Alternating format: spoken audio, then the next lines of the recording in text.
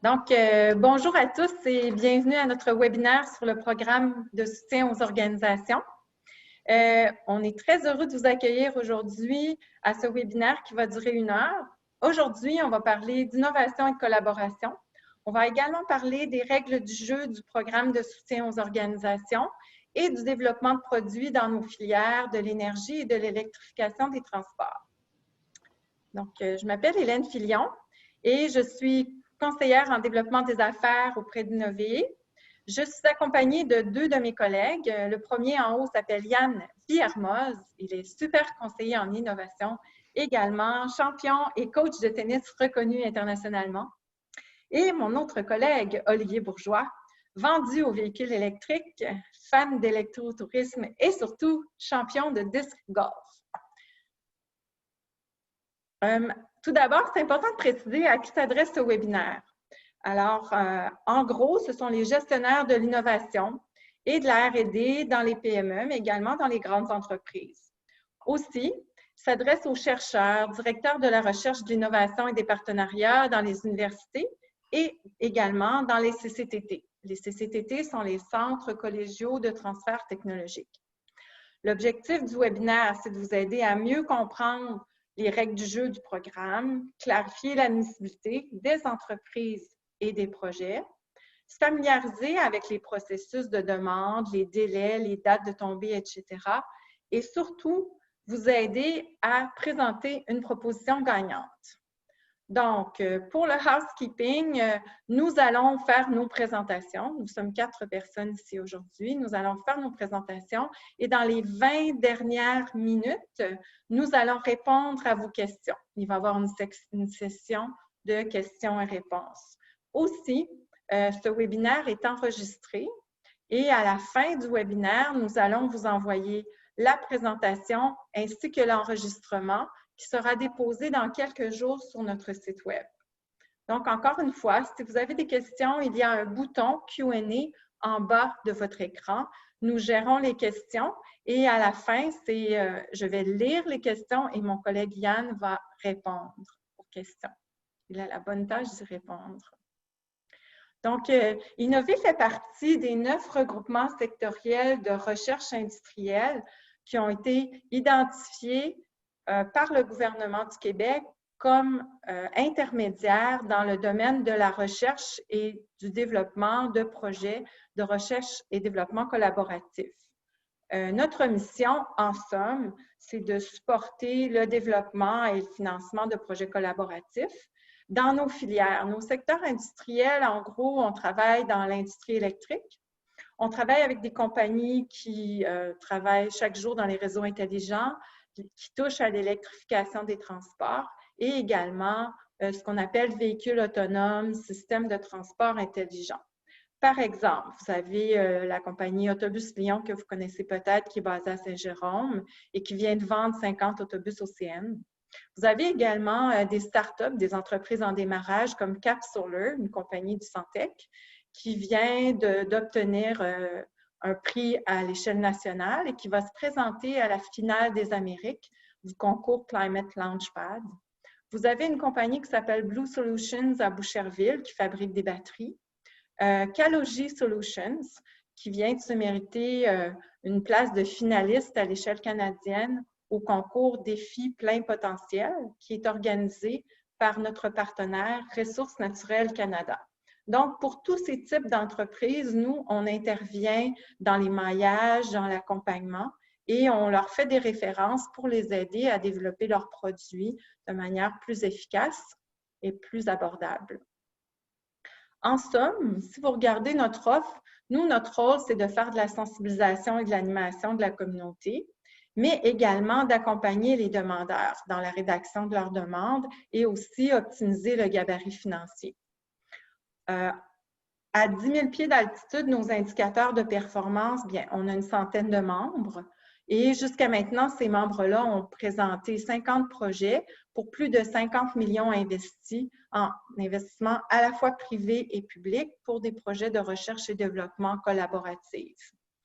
Notre taux d'approbation des projets est assez élevé. notamment 75%.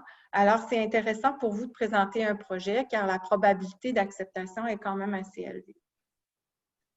Quels sont les avantages pour les industriels? Bien, avant tout, c'est toute cette façon de faire, cette approche permet à l'industriel de renforcer, mais aussi de pérenniser son avantage concurrentiel, de développer des produits qui sont tellement différenciés qu'ils vont pouvoir les commercialiser à l'échelle internationale. Ça leur permet aussi d'accéder à du financement qui est non dilutif et non remboursable pour réaliser des projets en recherche et développement. Ça leur permet de bénéficier d'un effet de levier certain et important sur leur capital. Ça leur facilite aussi l'accès à du personnel hautement qualifié sans avoir à embaucher ces gens. Et souvent, on peut dire que c'est un antidote à la pénurie de main-d'œuvre. En somme, voici une seule diapo sur les technologies et applications visées. Alors, innover avec ces secteurs industriels, on a des axes de recherche qui sont indiqués sur notre site Web. À 10 000 pieds, moi, je vous dis, bien, on parle de production, transport, distribution et stockage d'électricité. Il faut que votre projet entre dans l'un de ces grands axes de recherche. On parle de véhicules autonomes, on parle de technologies reliées aux véhicules électriques, on parle de technologies, procédés qui vont permettre d'alléger les véhicules. Peut-être que vous allez avoir des questions sur la thématique de votre projet. Est-ce que ça fait partie ou non des axes de recherche? Bien, ça fait partie de notre accompagnement. Donc, Yann, Olivier et moi, on est disponible pour vous aider et pour répondre à votre question. Est-ce que mon projet entre bien dans les axes de recherche? Il y a des gens, par exemple, qui vont aller en économie circulaire. Oui, le recyclage des batteries, ce sont des projets que l'on reçoit et que l'on a acceptés dans le passé. Donc, ça fait un bon tour des axes. N'hésitez pas à nous demander. Avant d'entrer dans le vif du sujet et de passer la parole à mon collègue Yann, bien, je voudrais vous parler un petit peu des niveaux de maturité technologique, ce qu'on appelle en anglais TRL ou Technology Readiness Level. Le développement d'un produit, ça part d'une idée et ça va jusqu'à la commercialisation. Alors, certains chercheurs se sont penchés là-dessus et ont bâti une échelle, l'échelle TRL, qui passe du niveau 1, qui est le concept, et qui se termine au niveau 9, qui est la commercialisation du produit. C'est important de comprendre qu'Innover va financer des projets de recherche entre un industriel et un académique, dont le niveau de maturité technologique au début du projet va être situé entre 1 et 6. Et selon son niveau de maturité technologique, eh bien, il va avoir des caractéristiques de financement qui vont être différentes. Donc, j'espère que c'est clair pour vous. N'hésitez pas à communiquer avec nous et je vais passer de ce pas, je vais passer la parole à mon collègue Yann. Merci beaucoup, Hélène. Je m'en vais tout de suite partager mon écran et j'espère que vous le voyez bien. Voilà. Donc, on va se concentrer à partir de ce moment du webinaire, on va se concentrer un peu plus sur le programme PSO. On fait une petite liste dans un premier temps un petit peu de tous les programmes qu'on offre à date, s'il y en a d'autres qui peuvent peut-être vous intéresser. Donc PSO, c'est le programme de soutien aux organismes. C'est le plus vieux programme qui existe chez Innover. On l'offre depuis bientôt 8 ans. Et c'est un programme donc plutôt régulier, classique, dans lequel on est très bien rodé, où si vous le souhaitez, la majorité en fait des projets que l'on finance sont en cofinancement avec le CRSNG, qui est un financement fédéral. Et donc, ça permet d'obtenir jusqu'à 80% de financement public. Donc, c'est-à-dire qu'il y a juste à mettre 20% dans certains cas de cash dans le projet. Le reste, c'est du financement public. Donc, ça reste intéressant. Partenariat, c'est un projet spécialisé en intelligence artificielle. Ça, c'est si jamais vous êtes intéressé par ce programme-là, il y a un appel qui va se dérouler très prochainement, à la fin de l'automne. Donc, c'est du financement qui va aller aux académiques en recherche collaborative, un peu comme le PSO, mais il y a aussi un volet qui est dédié aux entreprises. Donc, si vous êtes une entreprise, que vous avez des projets en IA, que vous souhaitez être financé, partenariat, il y a un volet entreprise dédié pour le financement de celle-ci. Innover, c'est comme PSO, sauf qu'il y a vraiment une dimension GES. On veut vraiment que les projets réduisent leur impact, réduisent les émissions de GES. Et donc là, le financement est un petit peu bénéficié, on peut aller jusqu'à 50%. Et donc là, c'est dédié à la recherche collaborative. Donc, il faut vraiment qu'il y ait une collaboration, encore une fois, comme le PSO, entre académique et industriel. L'argent va à l'académique. Je passe de slide. Aujourd'hui, on est là pour parler du programme PSO. Donc, le programme PSO, je le répète, c'est quand même important, c'est de la recherche collaborative. Il doit y avoir un partenariat entre des industriels et un centre de recherche. Les centres de recherche peuvent être universités, CCTT ou centres de recherche publics. Il faut savoir que le TRL joue dans ce partenariat-là, puisque si vous avez un TRL, un niveau de maturité bas pour le projet, il y a besoin de 2 partenaires industriels pour que le projet puisse être financé. Si vous êtes en TRL 4-6, il n'y a besoin que d'un seul partenaire industriel. Donc, c'est une petite première différence. Ensuite, l'autre différence va se jouer sur la contribution possible du ministère via Innover. Si on est en TRL 1.3, on est à 40%, sinon on est à 20%. Donc, il faut savoir qu'il y a un effet de levier en fait, qui est possible pour les TRL 4.6, puisque les contributions en nature, qu'on appelle in-kind, sont pas reconnues en fait, dans le TRL le plus bas, mais sont reconnues dans le TRL 4.6. Donc, il y a possibilité d'avoir un certain effet de levier dans le montage financier à ce niveau-là. Donc, si vous avez d'autres questions, n'hésitez pas dans le Q&A, on y répondra à la fin. Les dépenses admissibles pour ces projets-là, elles sont diverses et variées. Donc, comme je disais, nous, on finance à travers le programme PSO le projet et ce projet doit être géré aussi financièrement par le centre de recherche. Donc, tout ça, c'est des dépenses admissibles qui sont liées au centre de recherche. Donc, ça peut être les salaires, traitements des chercheurs, de l'équipe de recherche, des étudiants. Donc voilà pour ne pas en nommer. Vous avez la liste, je vous laisse lire. Et si vous avez des questions, encore une fois, n'hésitez pas à poser dans le Q&A. Programme PSO, un petit exemple, histoire qu'on voit un petit peu ce que ça donne visuellement d'avoir de l'aide financière publique. Donc, un exemple plutôt simple. La majorité, comme je disais, de nos programmes sont cofinancés par le CRSNG et Innover. Donc, en gros, provincial et fédéral qui viennent mettre de l'argent pour vous aider à innover. Là, par exemple, un premier projet, si vous avez 100 000 à mettre sur la table, si le partenaire industriel a 100 000 à mettre sur la table, le CRSNG, lui, peut doubler la mise. Et si on rajoute Innover, ben, nous, on peut encore doubler la mise. Donc, on se retrouve avec un effet de levier de 4 pour 1, qui est donc quand même assez conséquent pour pouvoir innover. Donc voilà, c'est un exemple de TRL 1.3. Si vous avez d'autres questions, n'hésitez pas. Élément important à prendre en compte dans ce montage financier, justement, qu'on vous aide évidemment à bâtir, c'est des frais. Il y a des frais de gestion pour pouvoir pour qu'on puisse payer nos petits salaires et qu'on puisse continuer à offrir notre service avec toujours plus de qualité. On a un petit pourcentage de frais de gestion qui est à prendre en compte. On vous demande aussi à chaque partenaire du projet d'être membre en fait, en règle chez Innover.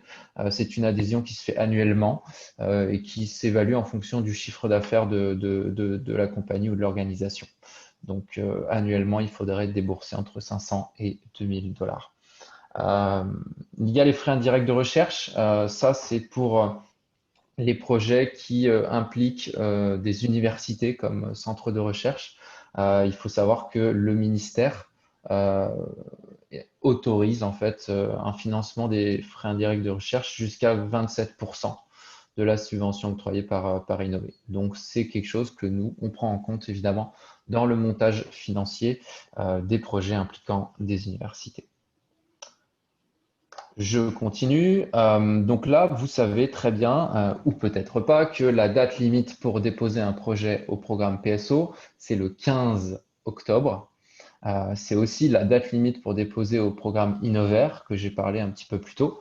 Euh, et cette date limite, ben, jusqu'à cette date limite, on va vous aider à justement bâtir votre demande. Le but, c'est qu'on soit en accompagnement avec vous et qu'on puisse avoir un projet de qualité le 15 octobre avec un montage financier dans lequel tous les conseillers vont s'impliquer. En tout cas, on est là vraiment pour vous aider parce qu'on veut que les projets soient financés. Donc, on va vraiment mettre l'effort sur cet accompagnement. Ensuite, après le 15 octobre, ce qui va se passer, c'est que nous, à l'interne, on va beaucoup travailler pour justement faire approuver vos projets. Donc, il y a toutes sortes d'évaluations et de comités qui vont passer au travers de vos projets, de vos demandes. Donc, il y a une analyse de conformité simple pour s'assurer que ça respecte les critères du programme. Ensuite, on a une évaluation technico-économique où on appelle des experts indépendants externes qui vont venir donc se réunir et vraiment regarder en détail la demande. Je vais juste parler juste après justement des critères un petit peu d'évaluation. Ensuite de ce comité technico-économique, il va y avoir une approbation par le conseil d'administration d'Innover. Et à la fin de ce CA, on est capable en fait d'envoyer tous les documents au MEI et il y a une certaine attente. Il faut qu'on soit honnête avec vous. Les 3 premières cases de cette diapo, ça va durer environ 1 mois et demi, peut-être 2 max. Mais le MEI, on n'est pas vraiment en contrôle de leurs approbations. Par moment, ils ont beaucoup plus de choses à traiter. Par exemple, ces derniers temps, avec la pandémie, les approbations étaient peut-être un petit peu plus longues. Il faut attendre quand même au moins peut-être 2 autres mois peut-être pour le MEI. Donc, c'est un petit peu une fenêtre, une fourchette. Je ne veux pas non plus dire que c'est absolument ça.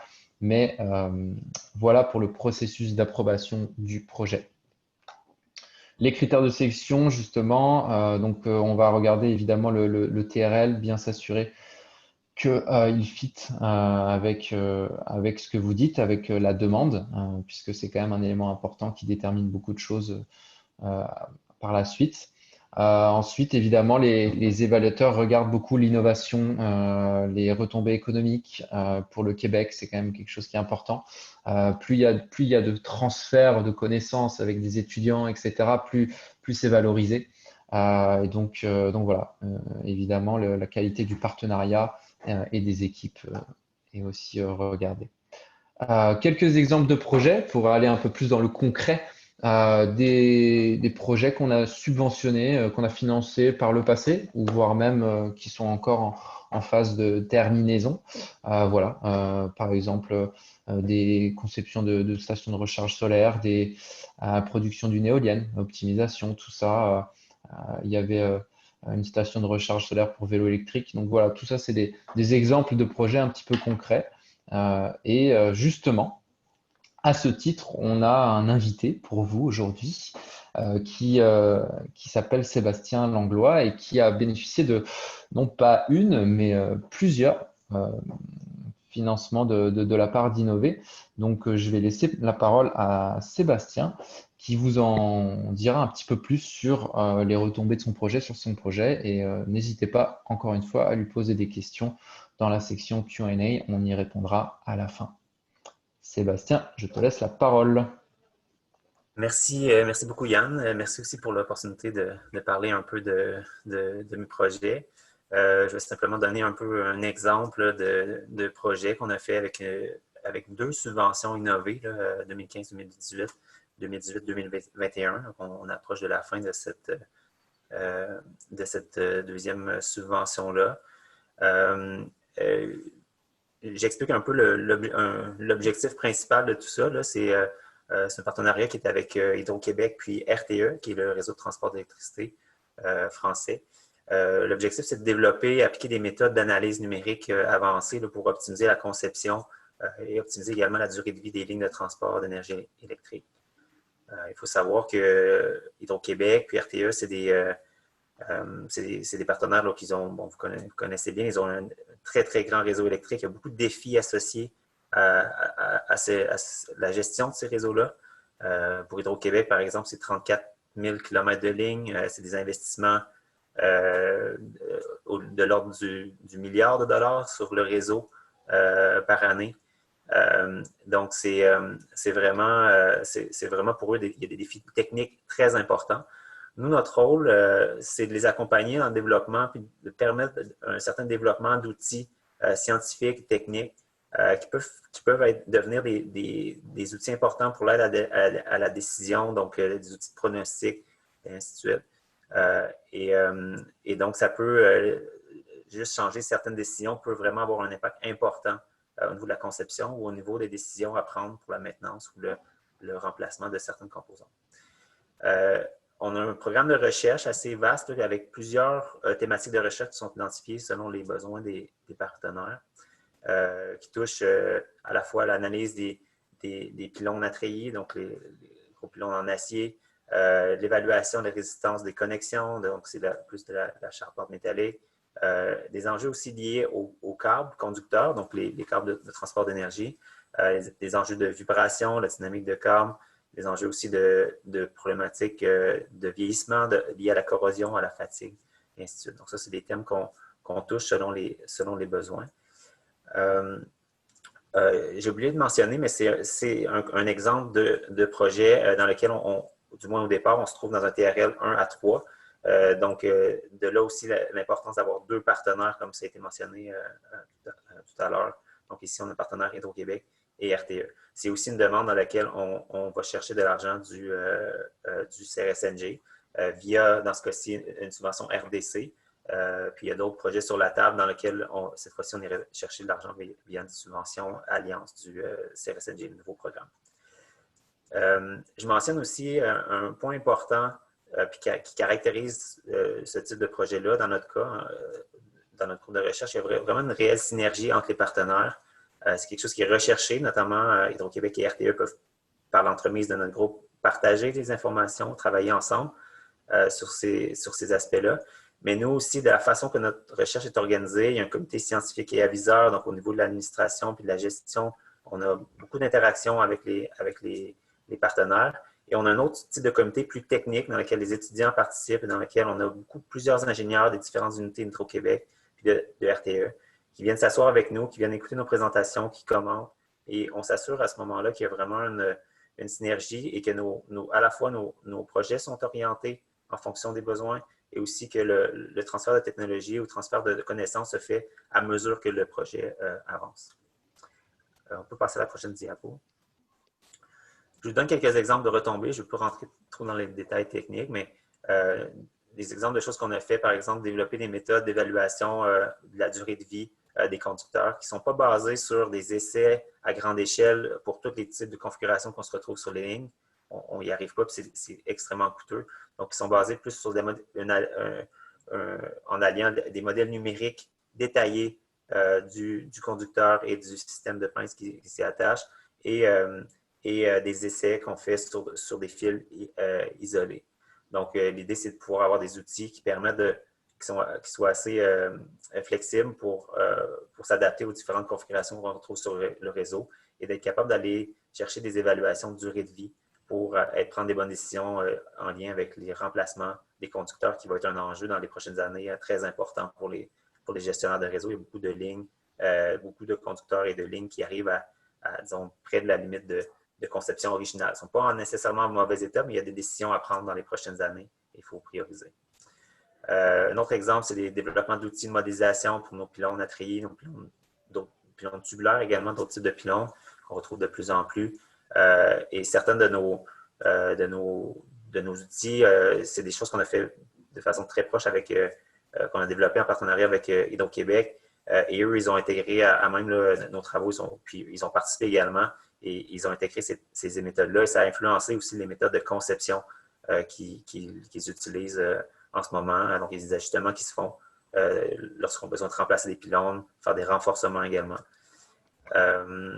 Autre exemple aussi, certaines lignes maintenant sont utilisées avec de très haut niveau, très haut bout de courant finalement, et ça va créer une augmentation de la température dans les câbles. Et nous, avec des essais, on a pu développer là, des lois de fluage très précises. Là, le fluage, c'est l'allongement avec le temps des câbles. Donc, on a pu leur donner des outils à ce niveau-là également. Donc, ça termine. Je vais rester pour la fin. S'il y a des questions aussi, je pourrais les répondre. Merci. Merci beaucoup. Maintenant, je vais passer la parole à Olivier. Bonjour tout le monde. En fait, je voulais tout simplement revenir sur un peu ce que mes collègues ont dit par rapport aux avantages de participer au programme comme PSO. Notamment, j'aime bien ce que Sébastien Langlois a dit par rapport à la synergie entre les équipes de l'industriel et des chercheurs. Et pour donc vous permettre ça, quelques petites astuces afin de faciliter votre compréhension puis votre participation au programme PSO d'Innover. Premièrement, évidemment, Innover ne fait pas que vous fournir un financement. Mon collègue Yann l'a bien mentionné, on vous accompagne dans le dépôt d'un projet chez nous. Donc, cet accompagnement-là est vraiment un accompagnement très proactif de notre part. Donc, évidemment, on vous donne accès aux formulaires, aux différents gabarits, mais on peut aussi vous les expliquer et vous aider à les remplir. Donc, vraiment, là, down to earth, on vous aide à déposer une demande chez nous et on a les ressources pour le faire. Comme le mentionnait mon collègue Yann un peu plus tôt dans sa présentation, habituellement, le temps de préparation, c'est de 1 à 2-3 mois. Le prochain appel se termine le 15, donc on est dans la dernière phase. Donc, il faut commencer dès maintenant à, premièrement, je vous dirais, identifier le caractère innovant de votre projet. Et aussi identifier les partenaires que vous pourriez avoir, c'est très important. Si vous avez des difficultés à ce niveau-là, notre équipe peut vous aider à identifier des partenaires, que ce soit industriels ou universitaires et collégiales aussi. Évidemment, comme l'a bien mentionné Sébastien, c'est important pour vous tout de suite de réfléchir aux retombées économiques pour votre programme, votre projet plutôt que vous voulez déposer. Et enfin, une dernière petite recommandation. Souvent, les gens ont des connaissances très techniquement poussées dans leur secteur et plus vous exprimez votre projet d'une façon concise, d'une façon claire, plus la chance que le projet soit accepté auprès des gens du ministère est élevée.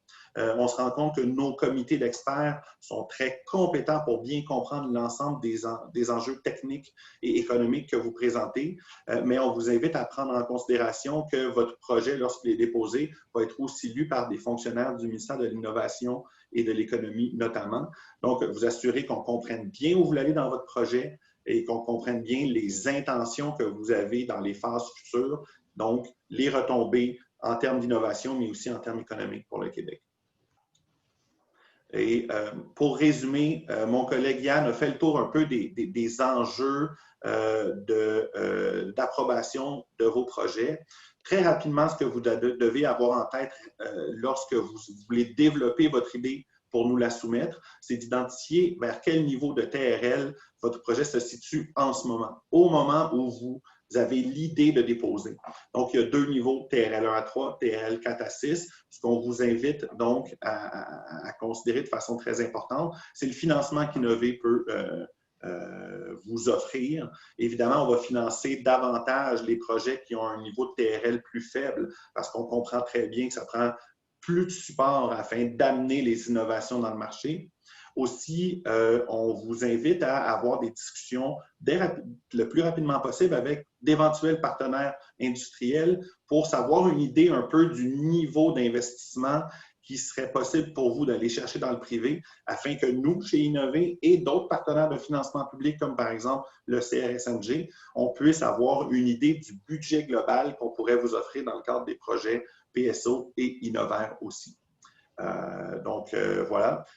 Habituellement, les projets sont de 1 à 3 ans chez Innover. La durée maximale, c'est de 3 ans. Donc, ça peut être des projets vraiment d'une envergure assez intéressante. Et le financement maximal que peut offrir Innover pour chacun de vos projets, c'est un financement maximal de 500 000 $ par année pour un financement total chez Innover de 1,5 million. Donc, voici les éléments clés pour vous aider à mieux comprendre, mieux digérer l'ensemble des informations techniques du programme PSO. Encore une fois, on réitère que pour innover, c'est très important pour vous de vous accompagner dans votre demande. Donc, n'hésitez pas à nous poser des questions, à nous contacter pour qu'on vous accompagne vraiment efficacement dans le dépôt de vos demandes. Comme on l'a vu plus tôt, il y a plein de détails techniques. On vous invite à aller voir notre site web. Vous pouvez aller aussi consulter nos membres, nos événements, bien sûr, et tout ça, nos réseaux sociaux. Mais encore une fois, le plus simple, c'est de nous faire un petit coucou, nous envoyer un courriel, puis on va se faire un plaisir de vous répondre pour vraiment vous aider à propulser votre projet d'innovation vers un vrai programme de recherche et de développement. Donc, je vais passer maintenant la parole à ma collègue Hélène, conseillère en développement, pour qu'elle anime la session de discussion. Merci beaucoup, Olivier. Alors, on vous a dit qu'Olivier fêtait un mois, pardon, dans notre équipe. Donc, on va passer à la période de questions.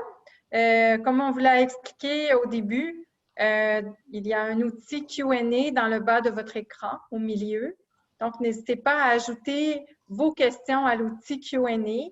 Pour le moment, on a une question, je vais la lire et mon collègue Yann va répondre. Alors, est-ce qu'un projet en R&D pour incorporer de l'IA et du Edge Computing dans un réseau de communication intelligent pour réseau électrique, on parle ici de Smart Grid ou de Smart Metering, serait admissible à l'une de vos subventions? Alors, merci Ariane pour cette question. C'est une très bonne question. En fait, il y a des axes de recherche qui sont donnés par Innover, dans lesquels les projets peuvent se qualifier. Il faut savoir que on a un comité projet qui s'assure de vérifier que les projets cadrent avec notre mission et sont admissibles à nos subventions, parce que justement, il y a des moments, c'est peut-être un petit peu flou, les limites ne sont pas extrêmement claires. Et là, en quelque sorte, on parle d'un réseau de communication pour réseau électrique. Donc moi, j'ai envie de dire oui tout de suite, mais je ne suis pas sûr et je préfère toujours faire appel à ce fameux comité projet pour s'assurer que le projet est admissible. Donc là, ce que je conseille de faire, Ariane, c'est de nous envoyer à l'un de nous trois une description du projet, son titre. Et rien qu'avec ça, déjà, on va pouvoir savoir vraiment si ça cadre parfaitement dans la mission d'innover. Mais a priori, je dirais oui. Voilà. Donc, j'espère avoir bien répondu. Et puis, c'était la seule question. Je ne sais pas s'il y avait des questions dans le chat, me semble pas. Mais n'hésitez pas à en poser d'autres si vous le souhaitez. On va attendre quelques minutes. Sinon, on va vous souhaiter une bonne journée. Alors, typiquement, nos webinaires durent environ 1 heure. On a été assez rapide ce matin. On a réussi à boucler le tout en 35 minutes. On va attendre encore quelques minutes pour certaines autres questions. Je ne sais pas si, Ça veut dire qu'on a été plus concis. Et donc, c'est peut-être pas si mal. En tout cas, il n'y a pas de questions non plus pour Sébastien sur son projet. Donc, écoutez. Très belle présentation, Sébastien. Merci beaucoup d'avoir accepté de participer à ce webinaire. Merci beaucoup. Merci à vous. Je suis revenu. Une nouvelle question de Ariane Autier. Est-ce que ces subventions peuvent être données à des projets qui ont déjà été soumis à la subvention PSM du MEI? Alors, bonne question, Ariane, encore une fois. Alors, il n'est pas possible de faire un cofinancement, puisque là, on parlait de cofinancement MEI, Innover et CRSNG. Et il n'est pas possible, en fait, de faire du cofinancement avec deux sources provenant du MEI. C'est une des directives du MEI. On ne peut pas faire du double dipping comme ils le disent. Donc, ce n'est pas possible. Après, il y a d'autres programmes, hein. Nous, le plus répandu, on va dire, c'est le CRSNG qui cofinance les projets avec nous, mais on a quand même d'autres projets qui sont en cofinancement avec, par exemple, le CNRC Paris, Mitax, euh, il y a le TDDC, je crois que c'est possible aussi. Donc voilà, c'est des cofinancements qui sont beaucoup plus sporadiques et ponctuels. Mais si vous avez besoin de connaître le cofinancement avec un autre programme, là encore, envoyez-nous un courriel, demandez-nous et on pourra vous répondre sur les possibilités. Également, à l'occasion, les demandeurs vont nous faire part de leur projet et on va suggérer beaucoup d'autres programmes de ministères du provincial ou du fédéral. Et on va vous introduire, s'il y a lieu, aux personnes qui gèrent ces programmes. Oui, tout à fait. Et si je peux me permettre, moi, j'aurais peut-être une question à Yann, mon collègue. Peut-être s'il pourrait nous parler là, de toutes les étapes d'accompagnement qu'on peut offrir auprès des gens qui nous contacteraient dans les prochains jours, dans le cadre de l'appel de projet pour le 15 octobre. Peut-être qu'il pourrait nous décrire un peu l'ensemble des interventions qu'on peut faire pour aider les gens à bien visualiser l'offre d'accompagnement d'Innover. Oui, tout à fait. J'en ai un petit peu parlé tout à l'heure, mais je vais peut-être aller un petit peu plus en détail et dans le concret. En fait, à partir du moment où vous nous contactez, vous avez une idée de projet. Déjà, on va essayer de vous identifier. Est-ce que vous êtes un centre de recherche? Est-ce que vous êtes un chercheur qui a une idée ou quoi que ce soit? Ou est-ce que vous êtes un industriel qui a une idée? Donc, en fonction de ça, on va justement essayer de trouver l'autre partenaire qui manque. On va tout simplement s'asseoir, s'appeler. Et puis, moi, je vais vraiment focuser sur c'est quoi le TRL, quels sont quel est l'argent qui est capable d'être mis sur la table par les partenaires industriels. Donc, je vais m'assurer que les requis un petit peu, les premiers requis sont là pour que je puisse faire une première ébauche d'un montage financier. Donc là, je vais vous envoyer, vous allez me dire, peut-être qu'à l'inverse, vous allez me dire, moi j'ai un budget de 3 millions, de combien j'ai besoin d'argent du privé, et là je vais pouvoir vous dire à l'inverse combien.